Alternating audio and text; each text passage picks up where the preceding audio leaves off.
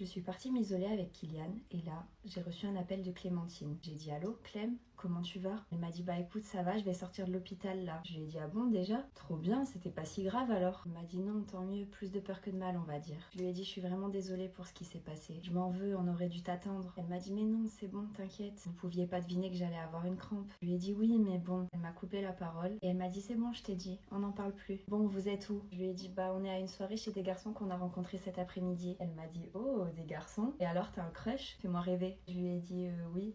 On peut dire ça. Elle m'a dit qu'est-ce que t'as? Pourquoi t'es gênée? Laisse-moi deviner, il est à côté de toi, c'est ça? Je lui ai dit oui, t'as tout compris. Bon, tu nous rejoins? Elle m'a dit oui, allez, envoie-moi l'adresse, je prends un taxi et j'arrive. J'ai raccroché et avec Kylian, on est retourné voir les autres pour leur raconter mon appel avec Clémentine. J'étais un peu dégoûtée que notre moment à deux ait été interrompu. Moi qui pensais qu'on allait se rapprocher, au final, on n'a même pas eu le temps de se dire quoi que ce soit. 20 minutes après, Clémentine est arrivée à la soirée. Je suis allée l'accueillir, je l'ai prise dans mes bras et je me suis à nouveau excusée. On a commencé à papoter, puis d'un coup, elle m'a dit waouh, c'est qui ce beau gosse là-bas? Je lui ai dit où ça? Elle m'a dit là-bas, le mec dans la cuisine. Il y avait deux mecs dans la cuisine, Léon et Kylian. Je lui ai dit le blond ou le brun? Elle m'a dit le brun, il est canon, comment il s'appelle? Je lui ai dit c'est Kylian, mon crush, celui dont je t'ai parlé au téléphone tout à l'heure. Elle m'a dit ah ok c'est lui, tu me le présentes? Je lui ai dit oui si tu veux. On est allé le voir et là, vous devinerez jamais ce qu'elle lui a dit. Mon crush m'a proposé qu'on aille au cinéma dimanche après-midi, mais mes parents ne veulent pas que j'y aille. J'ai besoin de votre aide. En gros, mes parents sont assez stricts. Ils sont surtout super inquiets et du coup, ils sont hyper protecteurs avec moi. Cette année, je suis rentrée en 3e, donc je pensais qu'ils me laisseraient un petit peu plus de liberté, mais apparemment pas. Ça fait depuis la 6e que je crush sur un garçon. Il s'appelle Ryan et il est vraiment trop beau. J'avais jamais osé lui parler, mais cette année, pour la première fois, on s'est retrouvés dans la même classe. Depuis la rentrée, les profs nous font nous placer par ordre alphabétique. Alors bon, d'habitude, je déteste ça, mais là, miracle, ça m'a permis de me retrouver assise à côté de lui. Il y avait tellement peu de chances que ça arrive, je suis sûre que c'est le destin. Évidemment, le fait d'être à côté toute la journée, ça nous a rapprochés. On passe notre temps à rigoler ensemble. Il m'a ajouté sur les réseaux et le soir, pareil. On a plein de délires, on s'envoie des messages pendant des heures. C'est trop bien, je l'aime trop. Enfin bref, hier soir, on était en train de se parler par message comme d'habitude et d'un coup, il m'envoie une photo de l'affiche du film Jamais plus. Et il me dit tiens, c'est pas l'actrice de ta série préférée qui joue dans ce film? Déjà, je me suis dit waouh, trop bien. Il écoute ce que je lui ai dit, il s'intéresse à moi et il a retenu que j'adorais Gossip Girl. C'est un bon. Je lui ai dit oui, c'est elle, j'ai trop envie de voir ce film d'ailleurs. Et là, je m'y attendais pas. Il m'a dit bah si tu veux, je t'invite dimanche après-midi et on va le voir ensemble. C'est peut-être bête, mais on m'avait jamais invité à un date. Donc j'étais dans tous mes états quand j'ai lu sa proposition. Je trouvais ça trop mignon. Je suis donc allée voir mes parents pour leur demander si je pouvais y aller. Et là, j'ai subi un interrogatoire. Où, quand, comment, pourquoi, avec qui. J'ai répondu à toutes leurs questions. Ils se sont regardés et ils m'ont dit non, désolé chérie, ça va pas être possible. T'es trop jeune, on en reparlera dans un an. Dans un an, je sais pas si vous vous rendez compte. Je peux pas attendre un an, moi, c'est maintenant ou jamais. J'ai attendu qu'une chose comme ça arrive tout le collège et maintenant que c'est le cas, mes parents m'en empêchent. Ça peut pas rester comme ça.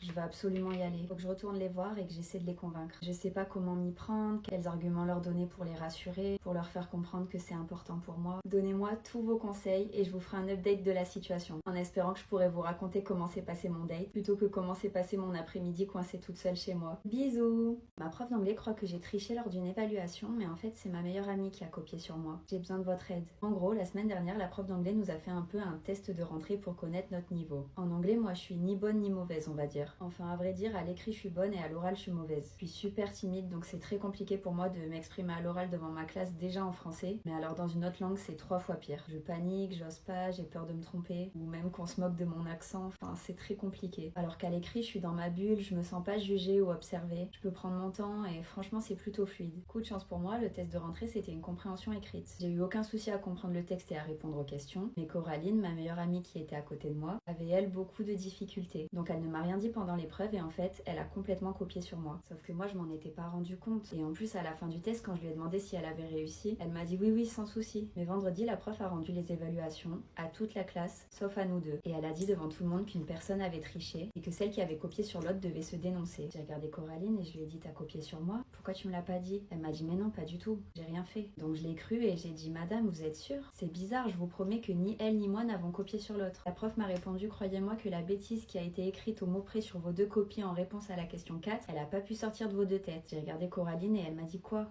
J'ai rien fait. Je savais qu'elle me mentait, mais bon, en vrai c'est pas facile et un peu humiliant d'assumer devant tout le monde qu'on a triché. Donc je pouvais pas trop lui en vouloir. Je me suis dit qu'elle le ferait plus tard. Le problème c'est qu'après ça, la prof a dit bon bah je vais vous faire passer à l'oral et on sera fixé. À l'oral, ma hantise sur terre. Évidemment j'ai paniqué et j'ai pas su aligner 2 mots pour répondre aux questions de la prof. Coraline, elle a confiance en elle et elle est très à l'aise à l'oral. Elle a pas trop de vocabulaire en anglais mais au moins elle ose. Puis elle paraît tellement sereine que même quand elle sait pas, on dirait qu'elle sait. Résultat, elle a bien mieux réussi que moi à répondre aux questions. Et la prof a dit ok, j'ai compris. Elle a rendu sa copie à Coraline avec un 16. La mienne avec un 0. Et elle m'a convoquée à la fin du cours pour me parler. Elle m'a crié dessus, elle m'a dit qu'elle m'aurait à l'œil pour le reste de l'année, qu'elle allait envoyer un mail à mes parents et qu'en plus du 0, j'irai tous les soirs en retenue pendant 1 heure la semaine prochaine. Super. Vous pouvez pas imaginer à quel point j'étais mal à ce moment-là. Je suis sortie du cours et j'ai dit Coraline, t'es sérieuse, va la voir, tu peux pas me laisser comme ça. Vous savez ce qu'elle m'a répondu? Oh ça va, t'as tout le temps des bonnes notes. C'est pas ça qui va changer quelque chose pour toi. Sois une vraie amie, pour une fois que j'en ai une, laisse-moi en profiter. J'étais bouche bée. J'ai même pas su quoi répondre. Je sais pas si c'est moi qui ai tort dans l'histoire ou si je suis une mauvaise amie, mais je déteste l'injustice et j'ai envie que tout le monde sache la vérité. Mais comment faire pour que la prof me croie? C'est la parole de Coraline contre la mienne après tout. Et au vu du test à l'oral que j'ai échoué, j'ai l'impression qu'il n'y a plus rien à faire. Ou alors il faudrait que Coraline change d'avis. Mais bon, qu'est-ce qu'elle est bornée. Elle veut même plus qu'on en parle. Donnez-moi tous vos conseils et je vous ferai un update de la situation. En espérant que la vérité soit rétablie, que je regagne la confiance de la prof et que je ne passe pas toutes mes soirées en retenue pour rien la semaine prochaine. Bisous! J'étais absolument choquée parce que Maëlys venait de m'apprendre. J'ai cru devenir folle à ce moment-là ou qu'on me faisait une blague, je sais pas. C'était tellement insensé, j'étais obligée de retourner questionner mon père, qu'il le veuille ou non. Je lui ai dit Cash, papa, t'es sûr que ton frère est décédé? Il a pas répondu, je pense qu'il a compris que ça servait à rien de me mentir encore une fois. J'avais compris, il ne l'était pas. Je lui ai dit tu penses que c'est le père de Maëlys? Il m'a dit chérie, il est en vie, oui, mais que ce soit le père de ton ami, c'est impossible. Je lui ai dit attends, déjà tu me balances comme ça qu'il est en vie alors que tu me fais croire le contraire depuis ma naissance, je peux avoir des explications au moins? Il m'a dit je sais, je suis désolée pour ça, mais mon frère et moi on a eu une énorme dispute il y a presque 15 ans et depuis ce jour c'est comme s'il était décédé pour moi. Je lui ai dit ah bon, à ce point? Il m'a dit oui vraiment et c'est bien mieux comme ça. J'ai dit ok je vois, mais du coup pourquoi c'est impossible que ce soit le père de Maëlys? Il m'a dit eh bien mon frère ne peut pas avoir d'enfant. Ils ont essayé pendant des années avec sa compagne mais le résultat est tombé et c'était définitivement impossible. Je lui ai dit mais papa c'est forcément lui. Ils ont le même prénom, la même tête, lui aussi il dit avoir un frère décédé, il parle de toi, c'est sûr, tout correspond. Mon père m'a regardé droit dans les yeux et j'ai eu l'impression à ce moment-là qu'il m'écoutait vraiment, que j'avais enfin réussi à attirer son attention et à semer le doute dans sa tête. Il m'a dit c'est quoi son nom de famille à Maëlys? Je lui ai dit Lefebvre. Il a écarquillé les yeux et il m'a dit mais non, c'est pas possible. C'est le nom de famille de Valérie. Je lui ai dit attends mais Valérie c'est la mère de Maëlys, tu la connais? Il m'a dit ah bah oui je la connais, c'était la compagne de mon frère.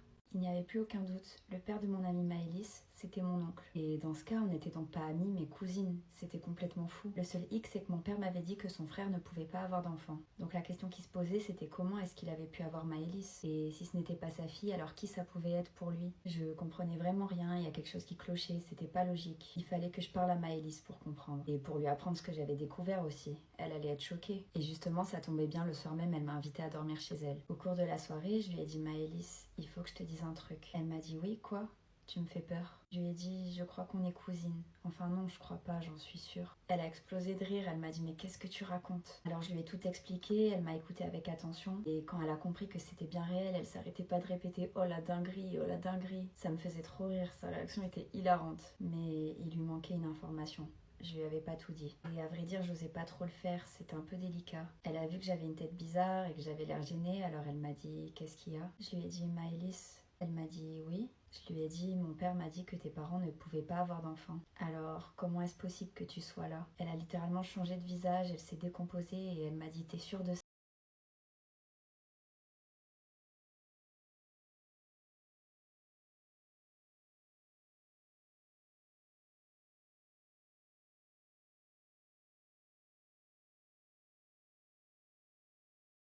On est donc parti voir les parents de Maëlys pour savoir si elle avait été adoptée, mais ils n'ont pas du tout eu la réaction à laquelle on s'attendait. Son père était dans l'incompréhension totale. Il faisait que dire mais Maëlys, qu'est-ce qui te passe par la tête? Tu es folle, évidemment que tu n'as pas été adoptée. Et sa mère, je saurais même pas la décrire. Elle était hyper bizarre. On aurait dit qu'elle savait et qu'elle cachait quelque chose. Elle était pas sereine du tout. Elle a dit d'un air hyper froid, rassure-toi Maëlys, évidemment qu'on est tes parents. Arrête de te poser trop de questions. Mais son langage corporel allait à l'encontre de ses paroles. Elle tremblait un peu, son regard était fuyant. Alors Maëlys leur a dit donc vous n'avez jamais eu de difficulté pour avoir d'enfants? Son père lui a dit oh si. On en a eu pendant des années. Un jour, un médecin nous a même dit que c'était définitivement impossible et qu'il ne pouvait plus rien faire pour nous. Mais quelques mois plus tard, un miracle s'est produit. Ta mère est tombée enceinte. Ça restera à jamais le plus beau jour de notre vie. On rêvait d'avoir un enfant et on t'a eu. Il avait l'air tellement sincère, tellement ému. C'était sûr qu'il disait la vérité, on ne pouvait que le croire. Maëlys était hyper heureuse et soulagée, alors elle s'est mise à pleurer et elle a pris ses parents dans ses bras. C'était très touchant comme moment. Puis j'ai regardé Lionel, son père, et je lui ai dit, j'ai appris que tu étais mon oncle. J'aimerais beaucoup que vous vous revoyiez avec mon père. On pourrait peut-être arranger les choses et devenir une vraie famille. D'un coup, mon oncle s'est braqué. Son regard a changé. Il m'a dit oui, je sais. J'ai tout de suite compris qui tu étais quand je t'ai vu. Tu as les mêmes yeux que ton père et les mêmes fossettes aussi. Mais je suis désolée, je ne veux plus jamais entendre parler de lui et encore moins le revoir. Maëlys a dit à son père, mais papa, il s'est passé quoi entre vous pour que tu lui en veuilles autant? Il a regardé Valérie et il a dit, si tu tiens tant à le savoir, t'as qu'à demander à ta mère.